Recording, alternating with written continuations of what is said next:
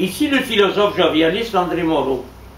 Au moment où j'ai commencé à faire de la philosophie, lors de ma décision inaugurale de me consacrer entièrement à la pensée, il y a exactement 51 ans, cette année, j'avais donc 18 ans à cette époque-là, je savais que mon système de pensée qui était en formation allait entraîner des changements de perspective dans la société de mon temps.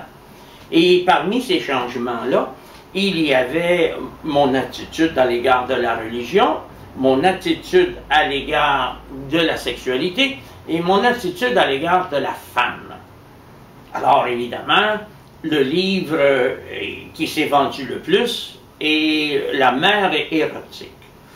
Il a été écrit à une époque où 75 ou 80% des hommes du Québec considéraient leur épouse en premier comme étant la mère de leurs enfants et en second comme étant leur compagne. En d'autres mots, ils ne voyaient pas dans la femme une personne complète par elle-même. C'était l'époque où l'on enseignait la complémentarité. Hein? On disait que notre partenaire était notre complément. Mais cela signifiait qu'on n'était pas complet par soi, n'est-ce pas? Alors, il est évident qu'on ne peut pas être complété par quelqu'un dans notre vie. On peut cependant considérer son ou ses partenaires comme des suppléments. C'est comme les gens qui présentaient leur femme comme leur moitié.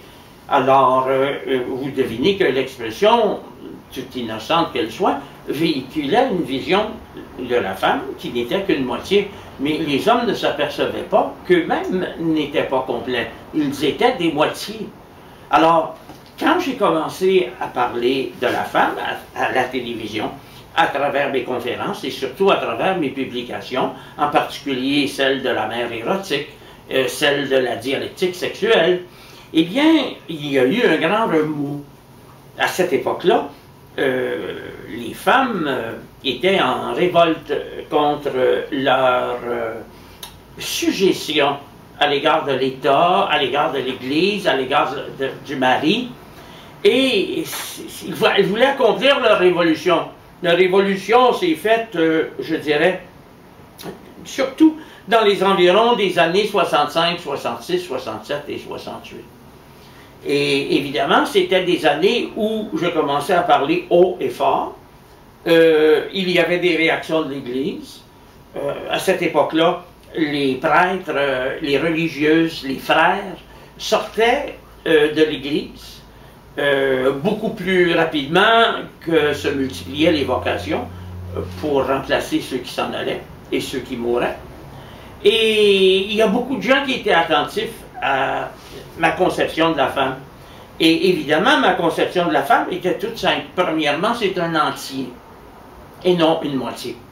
Deuxièmement, elle ne peut pas compléter un homme, puis elle ne peut pas se faire compléter par un homme.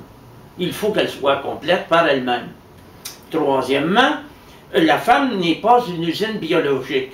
Elle n'est pas orientée à la reproduction. L'avenir nous l'a démontré. Une femme peut maintenant tomber enceinte d'une autre femme. Donc, sans le secours d'un homme. Quatrièmement, je disais que la femme est un être pour le plaisir, pour la fête et pour la communion. Alors, évidemment, à une époque dominée par la communication, je m'inscrivais alors avec cette idée de la communion à l'encontre des théories de la communication et de l'information. J'ai toujours soutenu d'ailleurs que la communication aboutit à l'incommunicabilité. Alors, ma conception de la femme n'a pas évolué au cours des années, mais la femme a changé. Ce qui n'est pas nécessairement dans un sens que j'aurais souhaité, il y a 45 ans par exemple. Alors, moi j'enseignais aux hommes à essayer de s'engager moins dans la société civile, dans la politique, à essayer d'aménager leur temps de travail pour connaître, comme les femmes, une certaine oisiveté créatrice.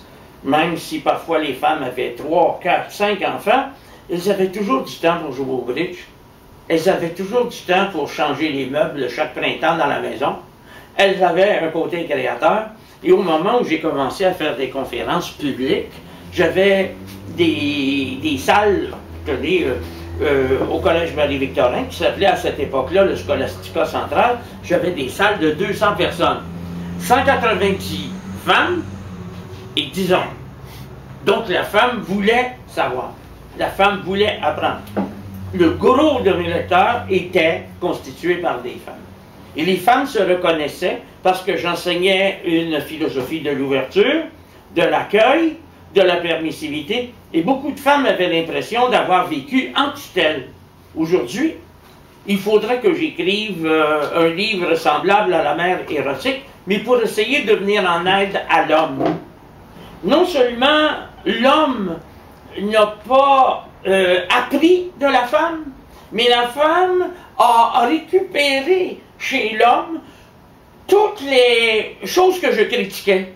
Le contrôle, la productivité, le travail acharné, la multiplication des tâches, une autorité sévère, une vertu militaire, etc.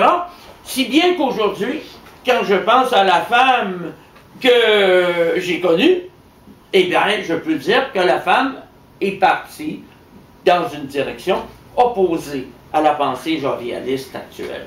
Je compte donc de plus en plus sur les hommes, parce que les femmes sont devenues des tyrans. Les femmes sont devenues des personnes en contrôle. Et évidemment, ça cadre mal avec la volupté, la souplesse, la féminité, la détente, la fête, le loisir, où je trouvais que les femmes excellaient. Alors, j'aurai l'occasion sûrement de revenir là-dessus. M'a-t-on compris?